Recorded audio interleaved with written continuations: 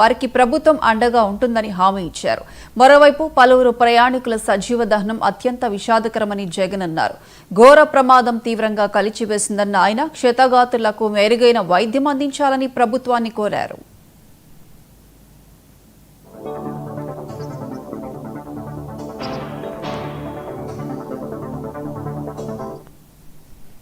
Bus ప్రమాద విషయం తెలియగానే తెలంగాణ సీఎం రేవంత్ రెడ్డి దిగ్భ్రాంతికి లోనయ్యారు. మృతుల కుటుంబాలకు సానుభూతి తెలిపారు.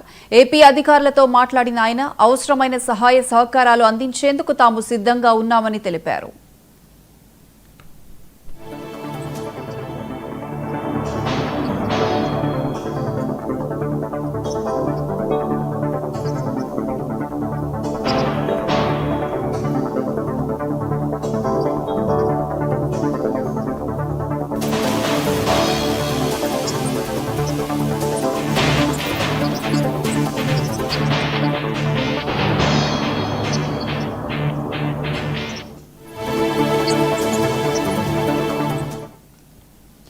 బస్సు బైక్ ను ఢీకొనడం వల్లే ప్రమాదం జరిగినట్లు కర్నూలు ఎస్పీ విక్రాంత్ పాటిల్ తెలిపారు. ఎమర్జెన్సీ డోర్లను బద్దలు కొట్టి బయటకు వచ్చిన ప్రయాణికులు చిన్న ప్రమాదమని భావించి వాటర్ బాటిల్స్ తో మంటలు ఆర్పే యత్నం చేశారని వివరించారు.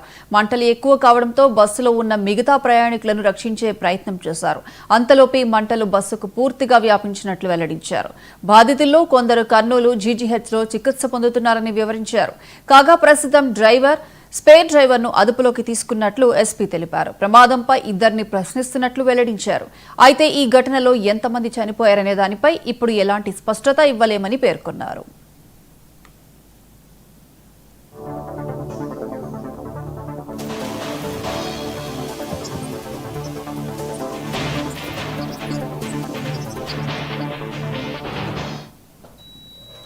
బస్సుకు మంటలు అంటుకోగానే ఎమర్జెన్సీ డోర్ నుంచి నవీన్ కుమార్, అఖిల్, జస్మిత, అకీరా, రమేష్, జయసూర్య, సుబ్రహ్మణ్యం, రామిరెడ్డి, శ్రీలక్ష్మి, వేణుగోపాల్ రెడ్డి, సత్యనారాయణ, హారిక బయటపడ్డట్లు ఎస్పీ తెలిపారు.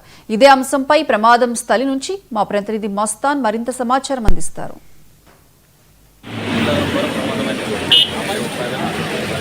స్లీపర్ బస్ అయితే కనుక హైదరాబాద్ నుంచి బెంగళూరుకి వెళ్తున్న నేపథ్యంలో ఒక యాక్సిడెంట్ జరగడంతో పూర్తిగా అయితే కనుక తగినమైన పరిస్థితి. ఇందులో కనీసం 28 నుంచి 30 మంది అయితే కనుక చనిపోయిన పరిస్థితి అయితే ఉన్నట్టు సమాచారం అయితే అందుతుంది. అదేవిధంగా ఏదైతే కనుక బెంగళూరుకి వెళ్తున్న బస్సు అయితే కనుక హైవేలో అయితే కనుక పూర్తిగా ఇలా చిన్న టైపూర్ దగ్గర అయితే కనుక యాక్సిడెంట్కి గురైంది. అదేవిధంగా ఏదైతే కనుక బైక్ని తగలడంతో ఆ బైక్ బస్సు కిందికి వెళ్ళడంతో ఫ్యూయల్ ట్యాంక్ నుంచి ఫైర్ స్టార్ట్ అయ్యి ఒకే విధంగా బ్లాస్ట్ అయినట్టు అని తెలుస్తుంది. బ్లాస్ట్ అయిన ఒకేసారి మంటలు చెలరేగడంతో పూర్తిగా అయితే కనుక బస్సు అయితే తగినమైన పరిస్థితి అయితే కనిపిస్తుంది.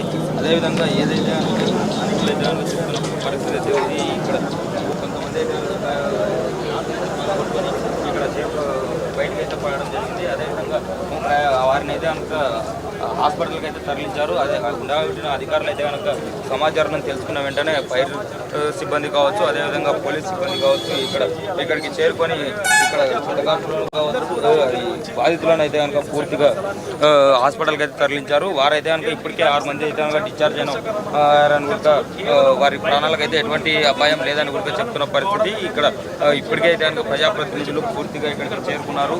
ప్రజాప్రతినిధులు చేరుకొని ఇక్కడైతే కనుక ఎంపీ బైరెడ్డి శబరి గారు కావచ్చు, లేకపోతే కనుక కర్నూలు ఎంపీ నాగరాజు గారు వీరందరూ అయితే కనుక ఇక్కడికి చేరుకొని వారు పరామర్శిస్తున్న పరిస్థితి. అధికారులను అయితే కనుక చెప్తున్న పరిస్థితి మనం చూసుకోవచ్చు. ఇక్కడ ఇది పరిస్థితి. ఇక్కడ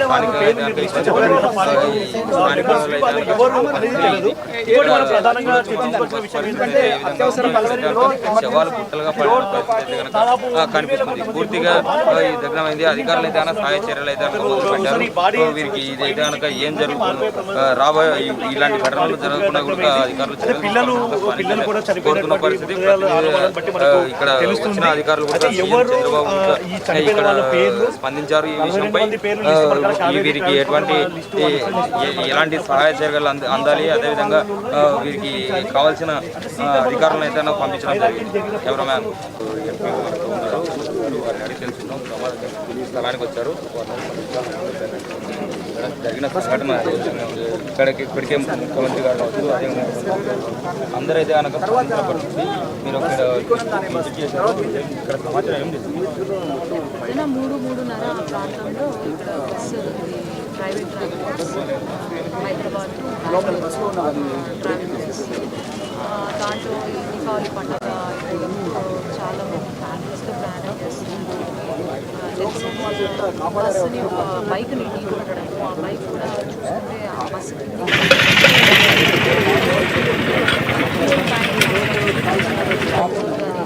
సమాచారం మేరకు ఇక్కడ బస్సుకు సంబంధించిన అన్ని పర్మిట్లు అయితే వ్యాలిడిటీలోనే ఉన్నాయి. బస్సు ఎఫ్టీ బస్సు సెకండ్స్ నిమిషం కూడా సమయం వితిన్ సెకండ్స్ అంటుకోవడం. చాలామంది ఇక్కడ విండోస్ నుంచి బయటకు వాళ్ళు మాత్రం సేవ్ అవ్వగలిగారు.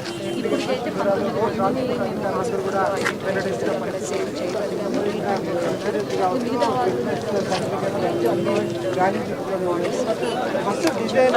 మేడం ఇక్కడ ప్రస్తుతానికి అయితే కనుక ఈ రోడ్లోనే ఎక్కువ వరకు అయితే మన గతంలో ఒక 18 చనిపోయిన పరిస్థితి కానీ ఊళ్ళో వాళ్ళకు కౌన్సిలింగ్ ఇచ్చి ఎందుకంటే ఇది ఆపోజిట్ డైరెక్షన్ రాకూడదు అని చెప్తూనే వచ్చాం. ఎంత కౌన్సిలింగ్ ఇచ్చినా ఊళ్ళో వాళ్ళకు కూడా కొంచెం అవగాహన ఉండాలి. ఇటువంటివి మనము చూస్తున్నప్పుడు మనలో కూడా మార్పు అనేది రావాలి. ఎందుకంటే హైవేస్ ఫుల్ ప్రొటెక్షన్ ఇస్తున్నాం హైవేస్. ఎక్కడ ఈవెన్ కేంద్రంలో కూడా మన NH మన నితిన్ గడ్కరీ గారు ఏదైనా సమస్యలు ఉంటే డేస్ రెస్పాండ్ అయ్యి వెంటనే కరెక్ట్ చేయడం జరుగుతుంది. కాబట్టి నేను కోరేది ఏంటంటే మనలో కూడా ఒక అవగాహన అనేది రావాలా. విలేజర్స్ ఇప్పుడు నుంచి నేను ప్రతి విలేజ్కి నేను అవగాహన కార్యక్రమం ఫస్ట్ ఇన్వెస్టిగేషన్ కానివ్వండి, ఎక్కడ ఫాల్ట్ ఉంది, bus driver fault bike fault అవన్నీ తెలుస్తుంది. ఎందుకంటే NH ఫాల్ట్ అయితే ఇక్కడ కేవలం బస్సు ఫాల్టా లేకపోతే బైక్ ఫాల్ట్ అనేది బయట. ఓకే మేడం, అదే మేడం ప్రస్తుతానికి అయితే కనుక అధికారులు ఏమైనా విధంగా మీరు ఏ విధంగా ఇన్స్ట్రక్షన్ ఇచ్చారు? ఇప్పుడు మా మెయిన్ ఎజెండా, నేను not as MP, as a doctor నా మెయిన్ ఎజెండా ఏంటి, టు సేవ్ లైఫ్స్. ఇక్కడ 19 మందిని ఐడెంటిఫై చేసి మేము అక్కడ హాస్పిటల్లో అడ్మిట్ చేశాము. And main criteria is to save lives. ఎవరైనా అక్కడ 19